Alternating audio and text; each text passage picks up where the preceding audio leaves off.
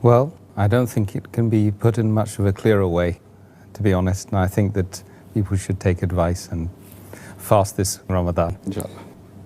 The next question regards the history of fasting, actually.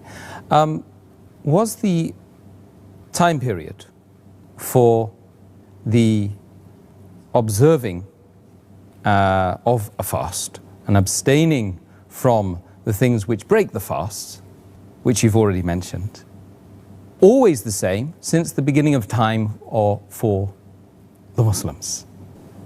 As far as the Muslims are concerned, when the first time it was mentioned in the Quran, in Surah Baqarah chapter 2 verse 183, which I mentioned earlier, that fasting was fard.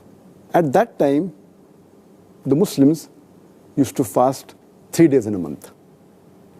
Later on, when the verse of the Quran was revealed of Surah Baqarah chapter number 2 verse number 185, which I quoted the second time, that Ramadan is the month in which the Quran was revealed, and in it is guidance for the humankind, and in it are signs for guidance and judgment, right and wrong. So the Muslims, when they witness this month, they should fast. So then it became fard for the Muslim to fast the complete month of Ramadan. First it was only 3 days every month, then it became one full month, only the month of Ramadan. As far as the things that break the fast are concerned, one of the things that break the fast, it is sexual intercourse, even with your wife.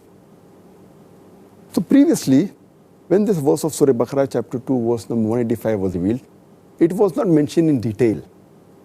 So the Muslims at that time, they used to abstain from sexual intercourse, approaching their wives for the full month of Ramadan, even during the day and night. And it was very difficult for many of the Muslims, many of the Sahabas. And that reminds me of a quotation or incident which is mentioned in one of the commentaries of the Quran. If you read the commentary of the Quran by Qurtubi, volume number 2, page number 210, it mentions there that Umar ibn Khattab, may Allah be pleased with him, once after speaking with the Prophet late in the night, he comes back home. And he has the urge to sleep with his wife. And he spends the time with his wife and he has sexual intercourse with his wife. In the morning when he gets up, he feels very bad.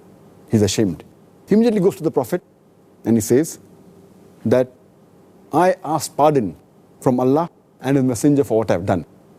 And my soul was attracted towards my wife and I had a relationship with my wife in the night.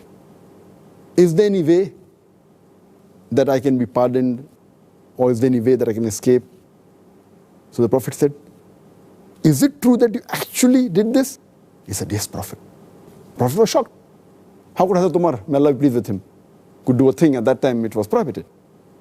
He said, yes, Allah's Messenger, I did it. Is there any way I can be pardoned? So the Prophet said, no one besides Allah can give the command. And alhamdulillah, summa alhamdulillah, immediately after this, the verse of Surah Baqarah, chapter number 2, verse number 187 was revealed. It says that permitted to you during the nights of the fast is approaching your wives. And then it says, Hunna libasul lakum wa antum libasul lahunna. That they are your garments and you are their garments. That means your wives are your garments and you are the garments of your wife. And Allah says that we know what you do secretly in the night, but Allah forgave you. And from now onwards, you can approach your wives during the nights of the fast. And you can eat and drink till the white thread of dawn is differentiated from the black thread. So when this verse was revealed later on, Surah Baqarah chapter 2 verse number 87, then the rules were a bit more relaxed. That they could have sexual relationship with their wife during the nights, but during the day they have to abstain. Furthermore, as far as eating was concerned, previously, before Surah Baqarah chapter 2 verse number 187 was revealed, the Muslims could eat and drink after the sun sets.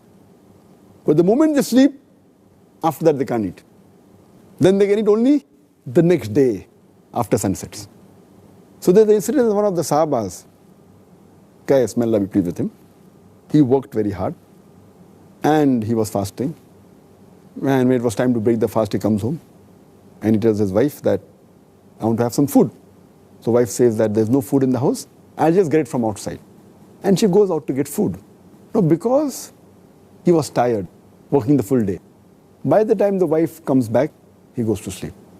When the wife comes back to the house, she sees the husband has gone to sleep. So now she says, finish. Once he's gone to sleep, he can't eat. So that night, he could not eat. The next day, he had to fast. And by evening the next day, he faints. And the people go to the Prophet, that this is what happened.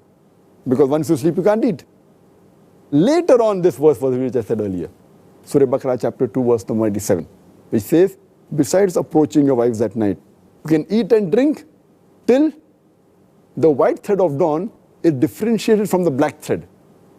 So then the rules that we follow today, that fasting means that you have to abstain from food and drink and nourishment, as well as from sexual intercourse, right from dawn unto sunset. And having the intention that we have to breathe Allah subhanahu wa ta'ala, it's an act of worship. So this is the history